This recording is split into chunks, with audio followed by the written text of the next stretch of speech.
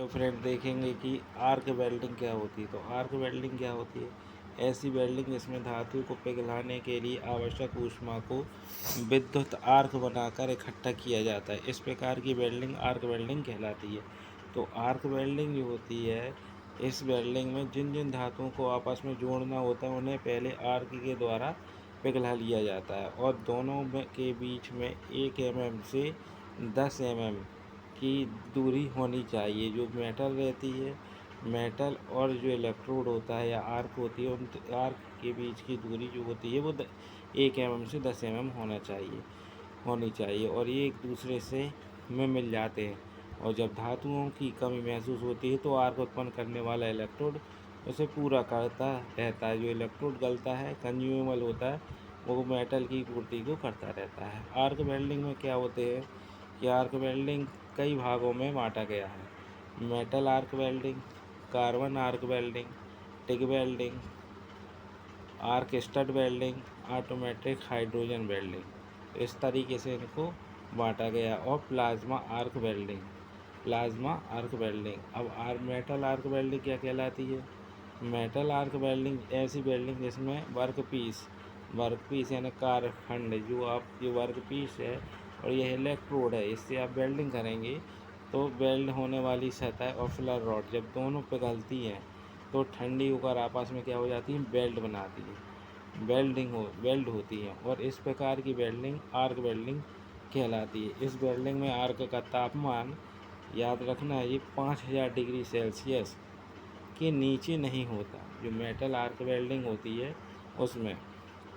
इसी कारण जब वेल्डिंग करने वाला क्षेत्रफल छोटा होता है तो अधिक तापमान होने के कारण वेल्डिंग बहुत ही जल्दी हो जाती है। मेटल आर्क वेल्डिंग में वर्कपीस और फिलर रॉड के मध्य निम्न विधियों द्वारा आर्क आसानी से सफलतापूर्वक बनाया जा सकता है, जैसे कि manual arc welding, manual metal arc welding, submerged arc welding, MIG welding, MAG welding. यहाँ पर आपको देखना है, उपरोक्त विधियों का वर्णन नीचे दिया गया है। जैसे मैनुअल मेटल आर्क वेल्डिंग, तो इसका शॉर्ट फॉर्म हो MMAW, ये पूछ सकता है MMAW। तो मैनुअल मेटल आर्क वेल्डिंग, जब धातुओं की आर्क वेल्डिंग मैनुअल रूप से और धातुओं पर फ्लक्स कोडेड इलेक्ट्रोड का प्रयोग किया जाता है। तो याद रखना है कि जो धातुओं पर फ्लक्स कोडेड इलेक्ट्रोड का प्रयोग करते हुए ऐसी वेल्डिंग को मैनुअल आर्क वेल्डिंग कहते हैं। आर्क वेल्डिंग प्रोसेस में सबसे अधिक मैनुअल मेटल आर्क वेल्डिंग का ही प्रयोग किया जाता है, क्योंकि यह प्रोसेस सबसे सस्ता और आसान होने वाला के साथ साथ मजबूती प्रदान करने वाला होता है। और इसमें देखिए, मैनुअल आर्क वेल्डिंग में इसमें कंज्यूमेबल क्या है? इलेक्ट्रोड लगा होता है, फ्लक्स कवरिंग होती है, तो इलेक्ट्रोड पर फ्लक्स की कवर चढ़ी हुई होती है। और जो स्लैग होता है वो गलता हुआ भाग कहलाता है, गलत बनता है जो जला हुआ भाग।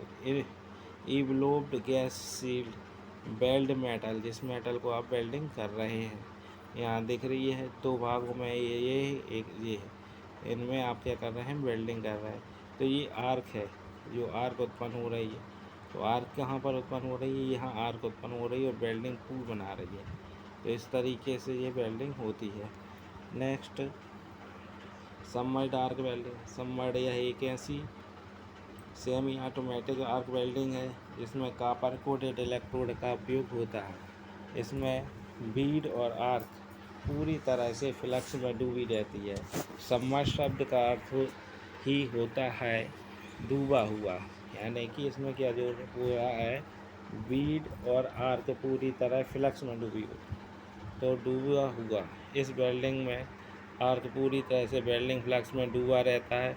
Submerged arc welding, submerged arc welding में आर्क को कॉपर कोटेड इलेक्ट्रोड और बेस मेटल में ही बनाया जाता है। जब वेल्डिंग प्रारंभ की जाती है तो हुपर द्वारा फ्लक्स बिछता चला जाता है और उसके पीछे पीछे वेल्डिंग इलेक्ट्रोड बेस मेटल में फीड होता जाता है और आर्क को बनाते हुए आगे बढ़ता है। इसी वेल्डिंग करने से सेमी ऑटोमेटिक प्रक्रिया कहा जाता है।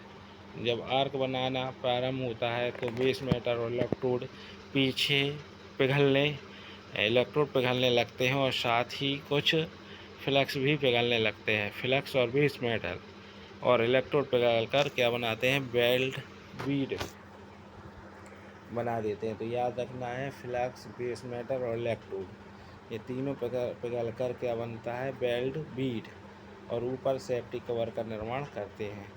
तो यहाँ पर सबमर्ज्ड डार्क वेल्डिंग में जो इलेक्ट्रोड होता है, ये क्वेश्चन पूछा जाएगा, कॉपर कोटेड इलेक्ट्रोड का उपयोग किया जाता है और बेस मेटल से ही बनाया जाता है। याद रखना है सबमर्ज्ड डार्क वेल्डिंग में। और सबमर्ज्ड डार्क वेल्डिंग में का डायग्राम यह है। यहाँ आप देखिए, इसमें फ्लक्स कोटेड रहता है, यहाँ फ्लक्स है, कॉपर कोटेड है ना, सोल्डरिंग स्लैग, तो यह सब रहता है। उसके बाद देखिए मैक वेल्ड।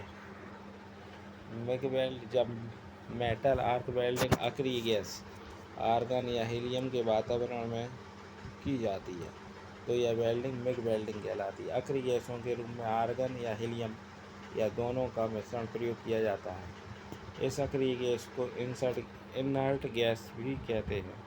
तो ये पूछा जा सकता है, इनर्ट गैस किसे कहते हैं, तो आर्गन और हीलियम दोनों का मिश्रण क्या कहलाता है, इनर्ट गैस कहलाता है। वो आर्गन और हीलियम के मिश्रण को इनर्ट गैस कहते हैं। मिग वेल्डिंग का पूरा नाम क्या होता है, ये क्वेश्चन पूछा जाता है। Metal inert gas, metal inert gas welding. तो इस वेल्डिंग में वर्कपीस और इलेक्ट्रोड के मध्य आर्क बनाकर ऊष्मा उत्पन्न की जाती है। यह ऊष्मा वर्कपीस की वेल्डिंग करने वाली सतह और इलेक्ट्रोड को पिघलाकर एक मिश्रण बनाती है। इस वेल्डिंग में प्रयोग होने वाली इलेक्ट्रोड पर कोई फ्लक्स नहीं चढ़ा रहता। वेल्डिंग होने वाली धातुओं को वायुमंडल में उपस्थित ऑक्सीजन और नाइट्रोजन गैस से बचाने के लिए इनर्ट गैस का कवच प्रदान किया जाता है और एक्टिव गैस के रूप में इनर्ट गैस का प्रयोग किया जाता है।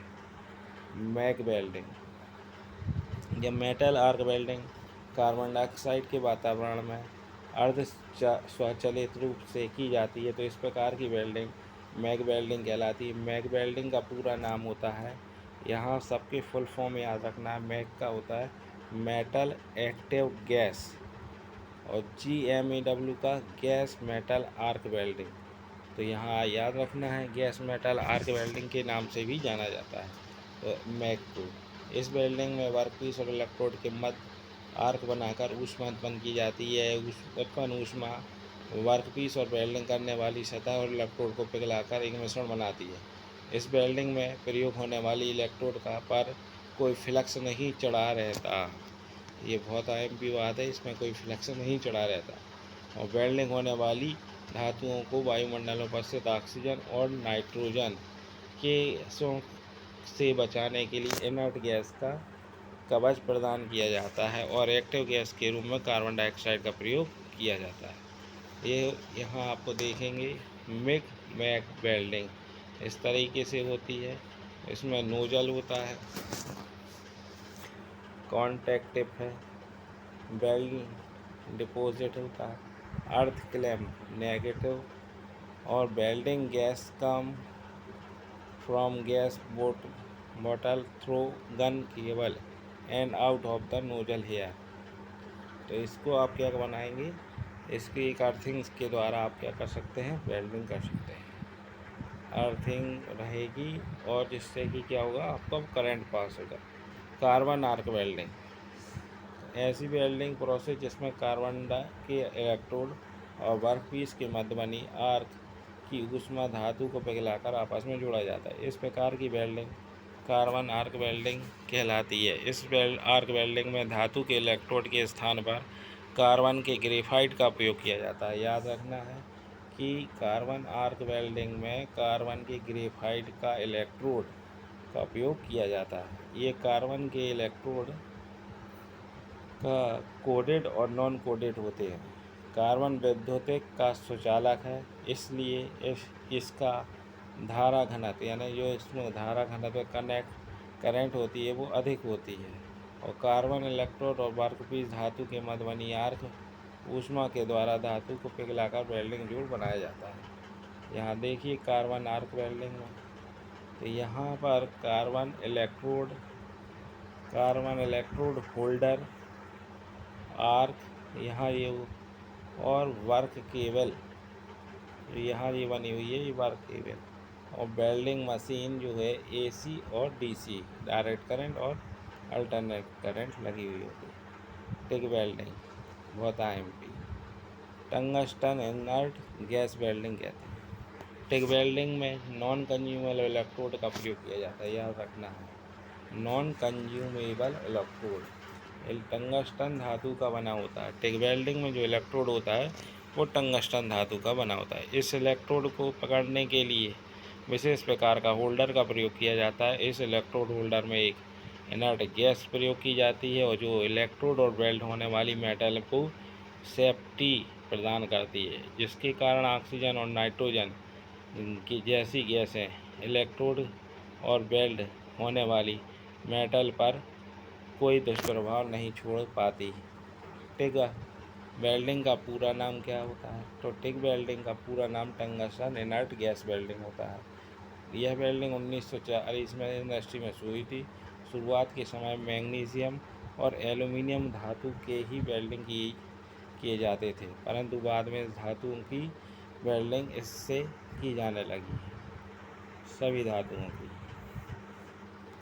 फिर ये आर्क स्टड वेल्डिंग, जो आर्क स्टड वेल्डिंग होती है, स्टड लगे हैं, देखिए आप, जो नाम ही से शो हो रहा है कि स्टड वेल्डिंग, ऐसी वेल्डिंग जिसमें किसी मशीन पर स्टड, बोल्ट और रिवेट इसी प्रकार के धातु को रखकर वेल्डिंग की जाती है, तो आर्क स्टड वेल्डिंग कहलाती है।